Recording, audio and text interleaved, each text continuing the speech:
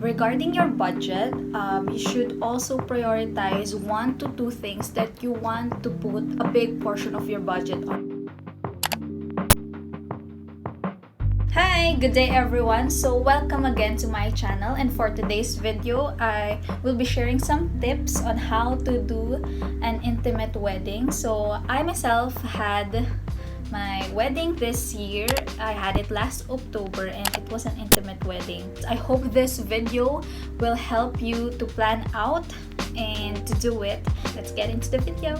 So for tip number 1, it is to save up and set on your budget. Really stick to your budget, but also set an allowance. So for example, your budget for your wedding is 100,000, so you should add or have an allowance of another 50,000. So in case something happens, or in case you found a supplier that you really like, but it costs a little bit much to what you were expecting to pay. I also want to say that an intimate wedding doesn't mean cheap. So I had an intimate wedding and it wasn't cheap because you're still going to pay for a lot of things. Regarding your budget, you should also prioritize 1 to 2 things that you want to put a big portion of your budget on that. For example, what's really important for you on your wedding? It could be your dress, it could be your reception, it could be the photographer and the videographer, or the musician. Set 2 things that you think is really important for you and for your partner, and that's where the big chunk of your budget will go. And number 2 is stick to your desired number of guests. Weddings are tough. With our friends and with our family, these people wants to invite these people, your father wants to invite these people, mom wants to have her friends. So but despite of all that, I want you and your partner to really think about your guests, if they are close to your hearts, and if also they're really important to your parents. Number 3 is join Facebook groups. So there are a lot of wedding Facebook groups wherever you are, but if you're in the Philippines, I would highly suggest to join Wowis. So it is a Facebook group wherein a lot of people that are going to get married and a lot of those who already got married are part of. So there are a lot of reviews and recommendations of different suppliers, and this group has been so helpful to me. All of my suppliers, I found them through this Facebook group because a lot of people recommended them and people suggested it. And the 4th thing is DIY. To save up and to also add a personal touch, you can DIY some of the things. It could be your giveaways. You can make them by hand. What we did was we made our own invitations, menu, place cards. So it was so much fun and it was nice to design. So I suggest that you also try some DIY. And the 5th thing is have a good photo and video team.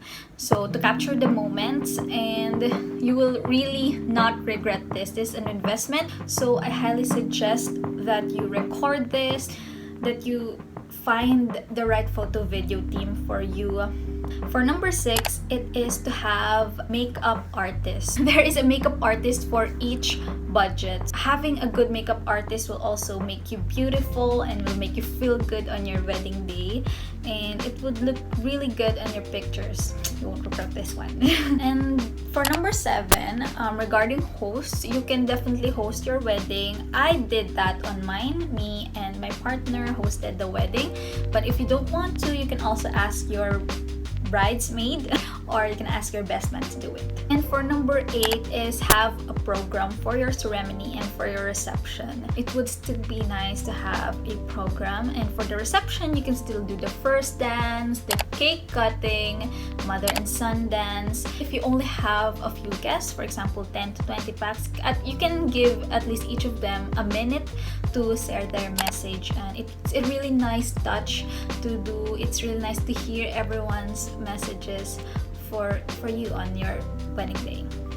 And for number 9, have icebreaker games. So during my wedding, it was only 11 of us, so it was just my family, and Matt's family.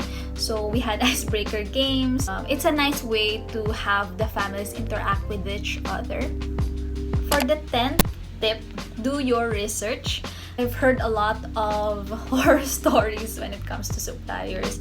Good thing I was so blessed to have the best suppliers, and they were so professional, and I didn't expect so much from them, but they delivered. For example, with the flowers, with the flower team that I had, I sent them the pegs, and then on the day of my wedding, I was so surprised that they actually got the actual bouquet. It actually looked better in person than the peg that I sent, and how they did the area where I had the ceremony and the reception. It was so good. I was so blessed to have them. I will list my suppliers that I had in the description down below, so definitely check that out.